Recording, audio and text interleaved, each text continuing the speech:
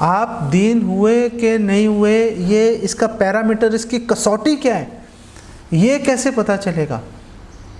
इसकी कसौटी है कि क्या आप अपनी मन मर्जी से काम कर रहे हो, क्या आप अपनी मन मर्जी से भक्ति कर रहे हो, या किसी भक्त के मार्गदर्शन में रह के भक्ति कर रहे हो।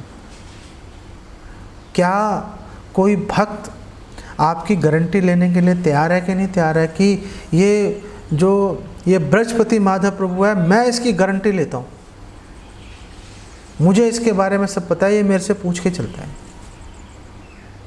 अगर किसी भक्त आप उसके प्रति इतने ही आप शरणागत हो गए तो पता चल जाएगा कि आप विनम्र हो, आप में दीनता है कि नहीं है। अगर आप अपनी मन मर्जी से कुछ करोगे तो अपने आप दीनता से जो है हमारा संबंध कट जाएगा हमारा। और हमें किसी और से सर्टिफिकेट लेने की आवश्यकता नहीं है कि हम दीन है कि नहीं दीन है। हमें ही उसका परिणाम भुगतना पड़ेगा कि हमारे में दीनता है कि नहीं है।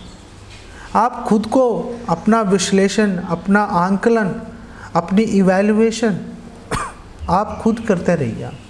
किसी के पास जाके सर्टिफिकेट लेने की ज़रूरत नहीं है कि आप सपोज़ आप वृंदावती प्रभु के पास चले गए, उनसे पूछने के लिए कि प्रभु जी आप प्लीज़ मुझे बताइए कि मैं दीन हूँ कि नहीं हूँ।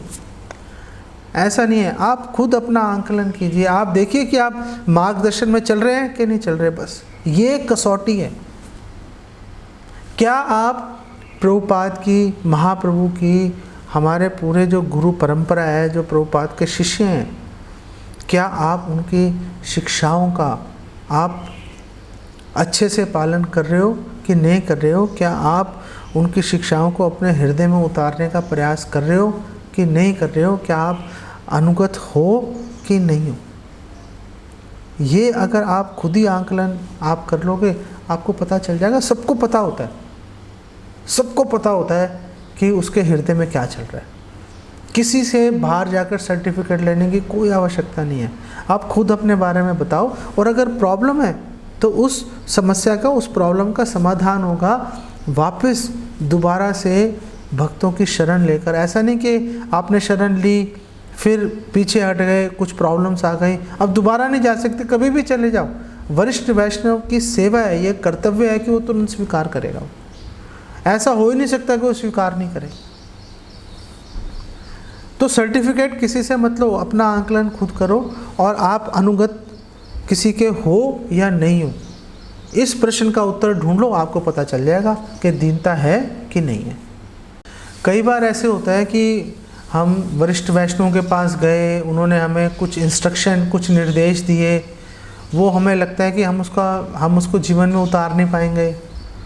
तो फिर ऐसी परिस्थिति में क्या हम किसी और वैष्णव से उसके बारे में और जानकारी प्राप्त करें, क्लैरिफिकेशन, स्पष्टीकरण लें कि नहीं लें? यही प्रश्न है आपका ना।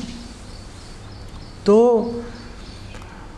अगर किसी वरिष्ठ वैष्णव ने आपको निर्देश दिया है तो वो निर्देश के साथ में शक्ति भी प्राप्त होती है उस कार्य को करने की।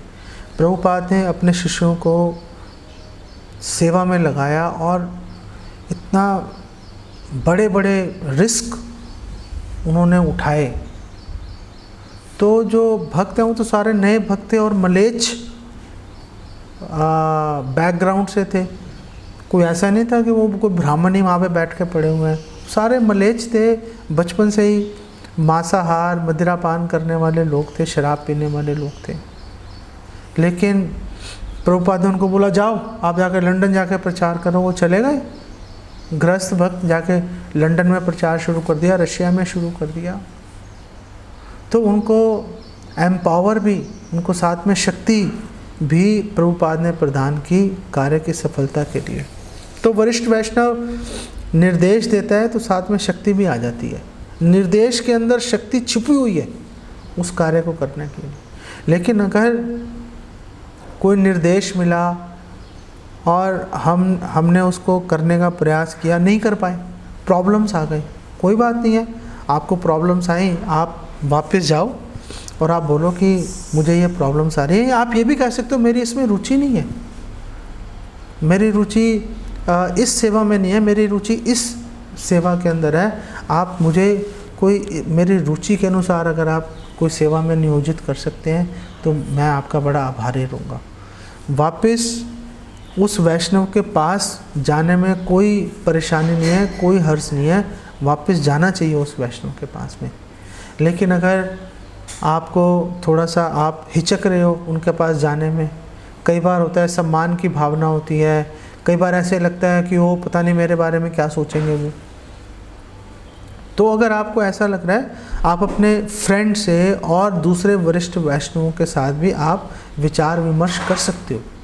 ऐसा नहीं है कि कई बार वो अवेलेबल भी नहीं होते, उन्होंने आपको निर्देश दिया आगे निकल गए, वो कई बार अवेलेबल भी नहीं होते, वो कैसे पूछेंगे। तो आप दूसरे वैष्णवों से भी विचार विमर्श कर सकते हो, उसमें भी कोई ऐसी परेशानी नहीं है।